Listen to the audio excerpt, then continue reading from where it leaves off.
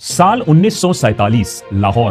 Partition की आग चारों तरफ फैली हुई है। एक सिख परिवार अपने घर में डर कर बैठी हुई है। उन्हें पता है कि किसी भी पल एक खून की प्यासी भीड़ उनके दरवाजे तक पहुंच सकती है। दहशत के बीच एक मां अपने बेटे के हाथ में एक तलवार थमाती है और उसे एक हुक्म देती है, अगर भीड़ दरवाजे तक पहुंच जाए तो सबसे पहले अपनी छोटी बहन को मार देना और उसके बाद जब तक जान रहे तब तक लड़ते रहना। उस लड़के को कभी अपनी बहन पर तलवार चलाने की जरूरत तो ना पड़ी, लेकिन यह वाकया उसकी जिंदगी पर एक गहरा घाव जरूर छोड़ता है। यह लड़का आगे जाकर यह पूरी कहानी बार बार दोहराता है लोगों को एक सीख के साथ कि जिस ऑर्डर को हम नॉर्मल मानते हैं, जिस शांति को हम अपना हक समझकर बैठे हुए हैं, वो सिर्फ कुछ ही घंटों के अंदर पूरी तरीके से तबाह हो सकती है। यही लड़का कंवरपाल सिंह आगे जाकर भारत का सबसे जाना माना और शायद सबसे कंट्रोवर्शियल पुलिस अफसर बनता है। और जब हम उनकी पूरी जिंदगी को देखते हैं तो समझ आता है कि लाहौर की वो रात, वो सबक, वो तलवार उनकी पूरी पुलिसिंग फिलॉसफी की नींव बन जाती है कि कियोस्क को रोकने के लिए कभी कभी बहुत कठोर फैसले लेने पड़ते हैं, चाहे कीमत जो भी हो। केपीएस गिल को गुजरे करीब एक दशक हो चुका है, लेकिन उनका नाम आज भी ले लो और बहस छिड़ जाती है। अब उनके फैंस तो कम है नहीं हमारे देश में। वो कहते हैं कि अगर गिल पंजाब के डीजीपी ना चुने गए होते, वहां नियुक्त ना किए गए होते, वो अगर वो काम नहीं करते तो Punjab would have been lost, वहां इंसर्जेंसी कभी खत्म ना होती। लेकिन पंजाब और दुनिया के कई कोनों में उनके बारे में जो राय है बिल्कुल अलग है। उन्हें as a human rights abuser के तौर पर देखा जाता है, जिन्होंने अपनी वर्दी की आड़ में उसी राज्य में एक पूरे जनरेशन का खात्मा कर दिया। सवाल यह है कि दोनों वर्जन्स में सच क्या है? क्या गिल सच में एक सुपर कॉप थे जिन्होंने अकेले सिंघम बनकर पंजाब में मिलिटेंसी को कुचल दिया, या ये सब एक मीडिया क्रिएशन है पोस्टर बॉय बनवाने का? या फिर इस कहानी में ज्यादा सच्चाई है कि मिलिटेंसी को खत्म करते करते गिल की पुलिस ने हजारों बेकसूर पंजाबी नौजवानों को मार गिराया, एक्सीडेंटली नहीं, वाइल इन एक्शन नहीं, जानबूझकर, कभी मेडल की लालच में, कभी पैसों की लालच में, कभी बदले की भावना से। और जिस सब के लिए आज तक सिस्टम को अकाउंटेबल नहीं ठहराया गया है, पंजाब के घावों को भरे नहीं गए हैं।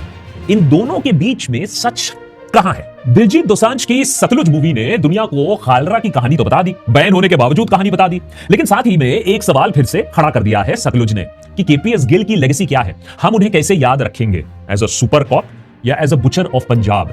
क्योंकि जितना भी उनका positive contribution to Punjab against militancy आप गिना दो, ह्यूमन राइट्स ऑर्गेनाइजेशन की दस्तावेजों में और force disappearances, extra judicial execution की वारदातों में उनका नाम बार बार आता है। एक तरफ उनके खिलाफ एक फीमेल आईएएस ऑफिसर मोलेस्टेशन का चार्ज लगाती है, सालों तक केस चलता है, लेकिन उसी समय सरकार उन्हें पद्मश्री से नवाजती है। वैसे 14 सालों के लिए वो इंडियन हॉकी फेडरेशन के प्रेसिडेंट भी रहे, जहां उनके सुपर कॉप वाले वर्किंग स्टाइल ने बुरी तरीके से बैकफायर दिखाया। उन्हीं की कमान के अंदर भारतीय हॉकी टीम 80 सालों में पहली बार ओलंपिक्स में क्वालिफाई तक नहीं कर पाई। इसीलिए देशभक्त के आज के एपिसोड में कोशिश करेंगे केपीएस गिल, उनकी सच्चाई को समझने की, उनके तौर तरीके, उनके मेथड्स कितने इफेक्टिव थे उसे जानने की, और क्या सच में गिल एक सुपर कॉप थे जिनको लेफ्टिस्ट मीडिया और झोला छाप एक्टिविस्ट ने हमेशा से गलत समझा है। हमारी कहानी शुरू होती है 1984 से। ऑपरेशन ब्लू स्टार में गोल्डन टेंपल के अंदर आर्मी दाखिल हो जाती है और बहुत भयंकर तरीके से तोड़फोड़ मचती है, बहुत खून खराबा होता है, और उसके बाद प्रतिशोध में इंदिरा गांधी की हत्या कर दी जाती है। पंजाब धू धू कर कर जल रहा होता है और जल्द ही खालिस्तान की मांग लेकर उठी मिलिटेंसी अपने चरम तक पहुंच जाती है।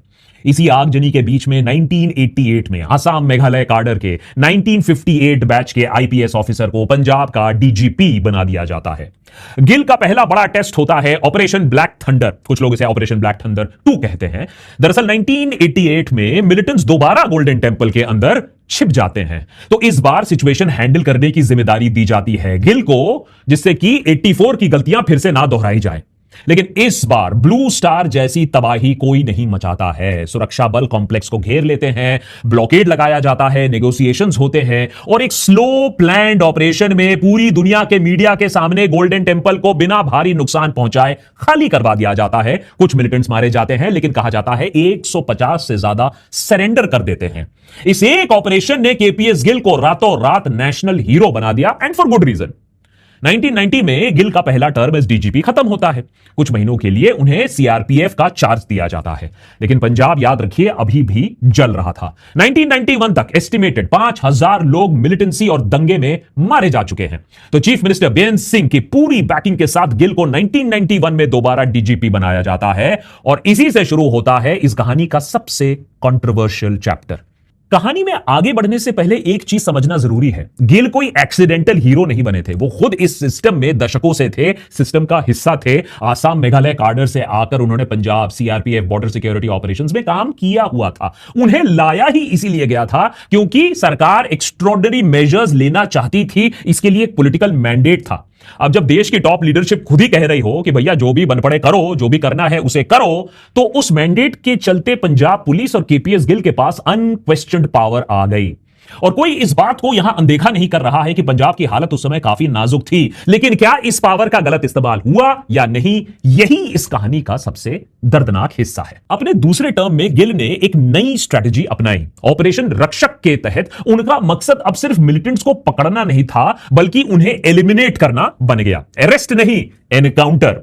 इसको बढ़ावा देने के लिए पंजाब पुलिस ने एक नया सिस्टम लगाया। हर मारे गए नॉन मिलिटेंट के लिए 50,000 रुपए का कैश रिवॉर्ड। याद रखिए मैं किस समय की बात कर रहा हूं, 50,000 काफी बड़ा रकम हुआ करता था उस समय। और यह पैसा सिर्फ पंजाब सरकार की तरफ से नहीं आ रहा था, खुद भारत सरकार का एक स्पेशल फंड बनाया गया था जिसका काम था इन्फॉर्मर्स को पैसा देना और इनकाउंटर करने वाले पुलिसमैन को रिवॉर्ड देना। 2026 में यह आइडिया आपको थोड़ा सा खतरनाक लगे कि पुलिस को गोली चलाने के लिए पैसा दिया जा रहा है, यह तो ब्लंडर होना और मिस्टेक होना और डिजास्टर होने का रेसिपी है। लेकिन याद रखिए उस समय लॉजिक कुछ और था। Desperate times call for desperate measures, और डेस्परेशन तो काफी लिखी हुई थी हर जगह। यही वो पॉइंट है जहां से कहानी का पब्लिक नैरेटिव कुछ धुंधला सा हो जाता है, क्योंकि इस आयरन फिस्ट को चलाने वाला सिर्फ केपीएस गिल और उसका पंजाब पुलिस नहीं था। सीआरपीएफ के जवान पंजाब पुलिस में सेकंड मेरिट पर आकर उन्हीं स्पेशल टीम्स का कोर बन जाते हैं जिन्हें बाद में सीधे सीधे इंडियाज डेथ स्क्वाड्स कहा गया था। बीएसएफ भी बॉर्डर इलाकों में काउंटर इंसर्जेंसी में पूरी तरीके से शामिल थी। यानी जो काम सेंट्रल पैरामिलिट्री फोर्सेस भी कर रही थी, उसका पब्लिक फेस माने मीडिया के सामने, कैमरा के सामने सिर्फ एक ऑर्गेनाइजेशन थी, पंजाब पुलिस। पंजाब पुलिस को लीड कौन कर रहा था, मीडिया से बात कौन कर रहा था, केपीएस गिल।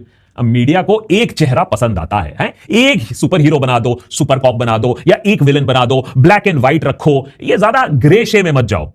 लेकिन हमारा देश, खासकर कि पंजाब, इस बात का जीता जागता सबूत है कि हमारे यहां millions of shades of grey ही चलता है। हमारे देश में कुछ ब्लैक एंड व्हाइट की तरफ से आप नहीं कर सकते हो। कई जानकार इस बात को अंडरलाइन करते हैं कि केपीएस गिल अकेला नहीं था अच्छे और बुरे कामों में। जैसे एडिशनल डीजीपी मोहम्मद इजहार आलम ने अपनी खुद की निजी पैरामिलिट्री फोर्स खड़ी कर दी थी, तकरीबन 150 लोगों की, जिसे ब्लैक कैट्स या आलम सेना कहा जाता था। रिपोर्ट्स के मुताबिक इस ग्रुप ने हजारों स्टेज्ड इनकाउंटर्स किए थे और खुद गिल ने पब्लिक में इस ग्रुप की तारीफ की थी, कहा कि इनके बिना तो पंजाब पुलिस काम ही नहीं कर सकती है। लेकिन आज हम जानते हैं कि पुलिस को खुली छूट देना आफत मोल लेने जैसा होता है। इन सब स्टेज्ड इनकाउंटर्स, किडनैपिंग्स का नतीजा यह हुआ कि ह्यूमन राइट्स वॉच ने अपने 1991 के रिपोर्ट में लिखा कि पंजाब में security forces increasingly brutal methods इस्तेमाल कर रहे हैं। फेक इनकाउंटर्स, कस्टोडियल डिसअपीयरेंसेस, बिना ट्रायल के डिटेंशन और टॉर्चर, सब कुछ एक साथ चल रहा था। 1993 में न्यूयॉर्क टाइम्स लिखता है कि अब पंजाब के लोग मिलिटेंट से नहीं, आर्मी और पुलिस से ज्यादा डरते हैं। Human rights researcher Patricia Grossman लिखती है कि गिल का मकसद सिर्फ मिलिटेंट लीडर्स को अरेस्ट करना नहीं था, उनका मकसद था उन्हें पूरी तरीके से उनके नेटवर्क के साथ एलिमिनेट करना। अब यहां कुछ लोग बोलेंगे कि भाई ड्यू प्रोसेस ऑफ लॉ बहुत लंबा शंबा होता है, कॉम्प्लिकेटेड होता है, आतंकियों का तो इनकाउंटर ही प्रैक्टिकल रास्ता है, यही जवाब होना चाहिए। वही extraordinary times require extraordinary measures वाला लॉजिक। लेकिन यह लॉजिक भी इस बात को नहीं समझा सकता है कि कैसे पंजाब पुलिस जानते हुए भी निहत्थे मासूम नौजवानों को अगवा कर लेता था, उन्हें मार देता था, या तो जला भी देता था या कैनाल में फेंकवा भी देता था। इन लोगों का मिलिटेंसी से कोई लेना देना नहीं था। इनफैक्ट एक बहुत स्ट्रॉन्ग केस यह भी बनाया जाता है कि पंजाब में पुलिस की बर्बरता के चलते नौजवान हथियार उठाना शुरू कर रहे थे, मिलिटेंसी और लंबी खिंच गई इस स्ट्रेटजी के चलते। मीडिया में आपने जो भी पढ़ा हो, लेकिन पंजाब में मिलिटेंसी को काबू में लाने में सिर्फ पंजाब पुलिस का रोल नहीं है, इसमें शामिल है central paramilitary forces, CRPF, BSF, और उनका बजट भी उन दिनों एक्सेप्शनली बढ़ा दिया गया था। सीआरपीएफ का बजट सोचो 1985 में 190 करोड़ रुपीस था, उसको बढ़ाकर 1997 तक 1,1250 करोड़ रुपए कर दिया गया था। यानी यह सिर्फ एक स्टेट की पुलिस का ऑपरेशन नहीं था और हो भी नहीं सकता है। यह एक पूरे सेंट्रल मशीनरी का ऑपरेशन था जिसे चलाने के लिए दिल्ली से पैसा और मैन पावर दोनों भेजे जा रहे थे। लेकिन जब भी कैमरा ऑन होता था, जब भी प्रेस कॉन्फ्रेंस होता था, तो सामने सिर्फ एक चेहरा आता था, केपीएस गिल। और वैसे में भी एक इंपोजिंग लुक, ऊंचा लंबा कद। पूरे देश को लगा कि हां, यह वन मैन आर्मी है, मिलिटेंसी को यही एक आदमी बैठकर कुचल रहा है। गिल ने भी इस गलतफहमी को दूर करने के लिए कुछ किया नहीं। उन्हें भी लाइमलाइट पसंद था। गिल के लिए यह कहानी का हैप्पी एंडिंग भी हो जाता। लेकिन फिर आता है वो इंसान जो पूरी कहानी को पलट देता है। पंजाब में सुपर कॉप बन जाता है बुचर। जसवंत सिंह खालरा एक सीधा साधा बैंक एम्प्लॉय था जो पंजाब के म्युनिसिपल क्रिमेशन ग्राउंड रिकॉर्ड्स को खंगालता है और यह दावा करता है कि सिर्फ अमृतसर में ही 2000 से ज्यादा लाशों को सीक्रेटली उनका अंतिम संस्कार कर दिया गया है, आग के हवाले कर दिया है। उनका दावा यह था कि पूरे पंजाब में 1984 से 1994 के बीच में 25,000 लोगों को ऐसे ही मार दिया गया है। ये वही लोग थे जिनके परिवार वालों को कभी पता ही नहीं चला कि उनके बेटे, उनके पति, उनका भाई आखिर गया कहां। खालरा इस सच को दुनिया के सामने रखते हैं और 6 सितंबर 1995 को इस बहादुरी के लिए उन्हें पंजाब पुलिस से मेडल भी मिलता है, जब उन्हें उनके अमृतसर के घर के सामने से उठा लिया जाता है। 2 महीने तक उन्हें इलीगली डिटेन किया जाता है, टॉर्चर किया जाता है। अक्टूबर 1995 में उनकी हत्या कर दी जाती है।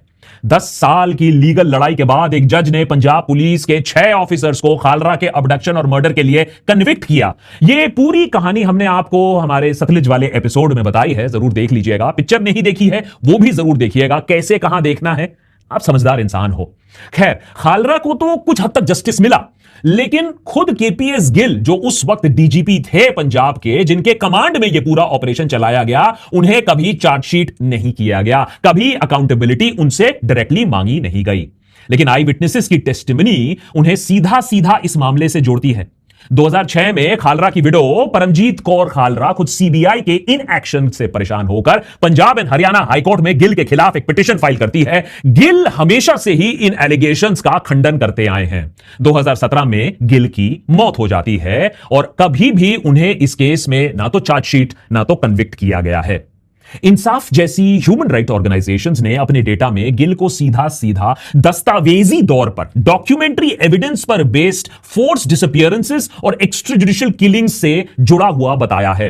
लेकिन कानून की नजर में आज तक केपीएस गिल इस पूरे काउंटर इंसर्जेंसी के दौरान किसी भी कस्टोडियल किलिंग के लिए जिम्मेदार नहीं है, किसी भी इलीगैलिटी के लिए जिम्मेदार नहीं है। लेकिन केपीएस गिल की कंट्रोवर्शियल कहानी सिर्फ यूनिफॉर्म तक सीमित नहीं है। 18 जुलाई 1988 चंडीगढ़ के एक ऑफिशियल डिनर पार्टी में रूपन देओल बजाज, एक सीनियर आईएएस ऑफिसर, अपनी जगह बैठी होती हैं। गिल वहां से आते हैं और उनके सामने, इनफैक्ट सबके सामने, उनकी मॉडेस्टी को आउटरीच करते हैं, उन्हें हैरास करते हैं। बजाज कंप्लेंट करती है, लेकिन उनके सीनियर अफसर उनकी बात को ट्रिवियल बताकर उन्हें इग्नोर कर देते हैं। बजाज ने हार नहीं मानी। याद रखिए, मैं 1988 की बात कर रहा हूं। उस समय अकेले ये लड़ती हैं सुपर कॉप गिल के खिलाफ। अपनी इंटरव्यूज में, बहुत दिलचस्प बात है ये, अपनी इंटरव्यूज में वो कहती हैं कि पूरा फोकस मुझ पर था कि मैंने केस क्यों फाइल किया, मुझ में ही कुछ गलत होगा। ये पैटर्न आप हर बार देखोगे। खालरा के केस में तब भी हुआ था, आज भी, इतने सालों बाद भी, पिक्चर रिलीज होने के बाद भी केपीएस गिल के जो फैंस हैं वो कह रहे हैं कि नहीं नहीं नहीं, खालरा खालिस्तानियों के लिए सिंपैथी रखता था। एज इफ ये काफी है, ये जस्टिफिकेशन है खालरा को कुत्ते की मौत मारने के लिए। और यहां भी विक्टिम शेमिंग ही हुआ, जम के विक्टिम शेमिंग हुआ। जरूर रूपन देओल ने ही कुछ गलत किया होगा या किसी ने उसको उकसाया होगा, उसके पीछे कुछ एजेंडा होगा, उसको बहुत सारी थ्रेट्स मिली, पनिशमेंट पोस्टिंग मिली, करियर बर्बाद करने की कोशिश की गई, only because of a complaint. 17 साल की लीगल लड़ाई के बाद 2005 में सुप्रीम कोर्ट ने फाइनली केपीएस गिल के कन्विक्शन को अपहोल्ड किया under section 354 and 509, outraging a women's modesty. 3 महीने की जेल सेंटेंस प्रोबेशन में बदल दी गई। 2 लाख रुपए की फाइन जो लगाया गया, जिसे बाय द वे बजाज खुद एक्सेप्ट नहीं करती है, बल्कि एक वुमेन्स चैरिटी को दे देती है। यह केस इंडियन लीगल हिस्ट्री में एक बहुत ही दिलचस्प केस बनता है, क्योंकि यह पहली बार था जब आउटरेजिंग मॉडेस्टी जैसे पुराने वेग कानूनी सेक्शन को डिटेल में डिफाइन किया जाता है। सुप्रीम कोर्ट ने मॉडेस्टी का डिक्शनरी डेफिनेशन तक एग्जामिन किया ताकि यह एस्टैब्लिश हो सके कि गिल का जो एक्शन था वो एक महिला की डिग्निटी को शॉक करने के लिए काफी था। यह स्टेटमेंट पूरा करता था।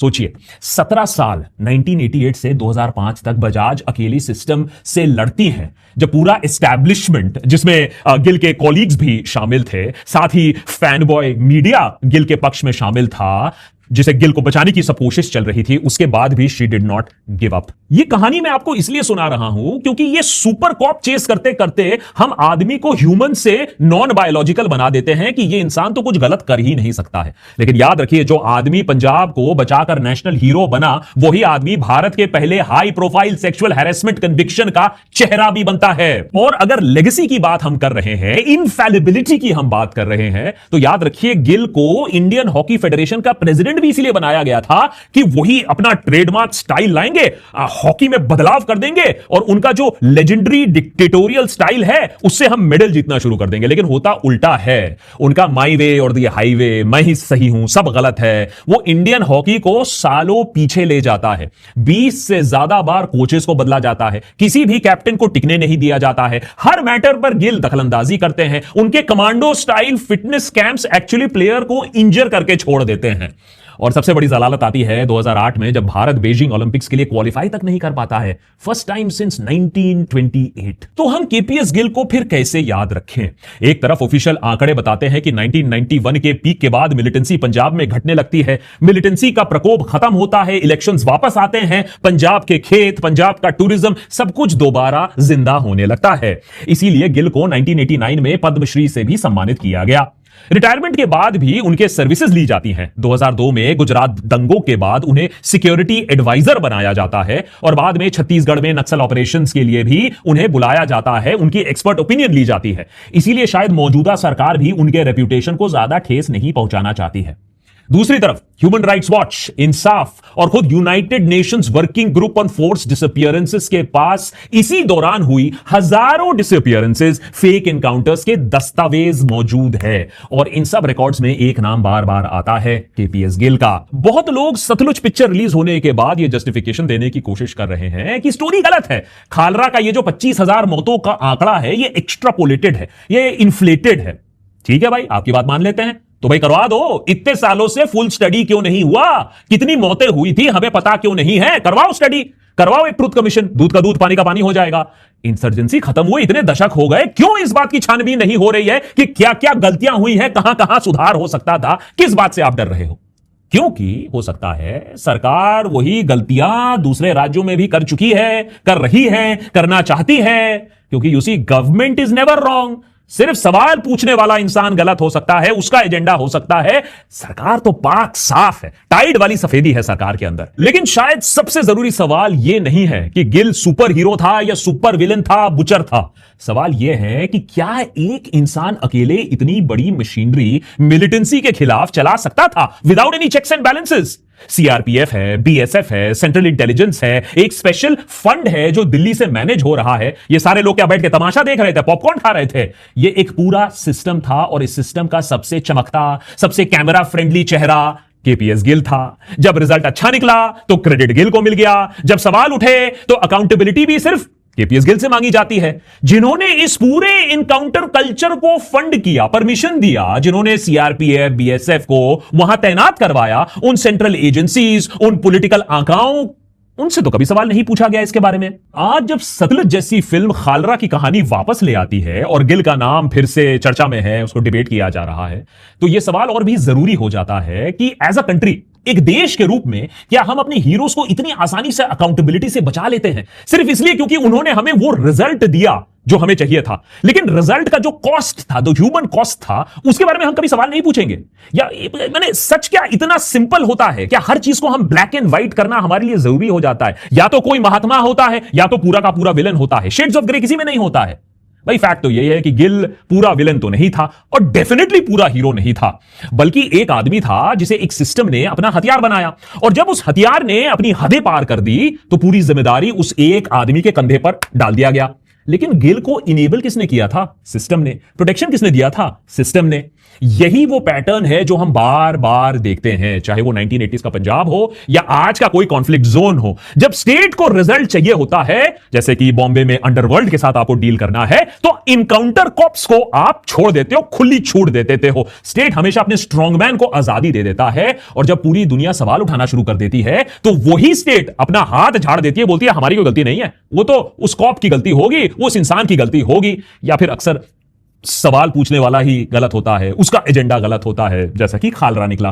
केपीएस गिल खुद जीते जीते अपने बचाव में कहते रहे कि एक्स्ट्रॉर्डिनरी सर्कमस्टांसेस में एक्स्ट्रॉर्डिनरी मेजर्स लेने जरूरी थे, और शायद इस बात से मैं सहमत भी हूं। लेकिन सवाल यह नहीं है कि मिलिटेंसी खत्म होना चाहिए था या नहीं, एक्स्ट्रॉर्डिनरी मेजर्स लेने चाहिए थे या नहीं। सवाल यह है कि उस लड़ाई की कीमत जिन लोगों ने चुकाई, जिस एक्स्ट्रॉर्डिनरी मेजर्स जो आपने लिए, क्या वो कीमत जो चुकाई वो जस्टिफाइड था? और क्या कभी भी उस सिस्टम के टॉप पर बैठे किसी भी शख्स को जवाबदेही ठहराया गया है या नहीं?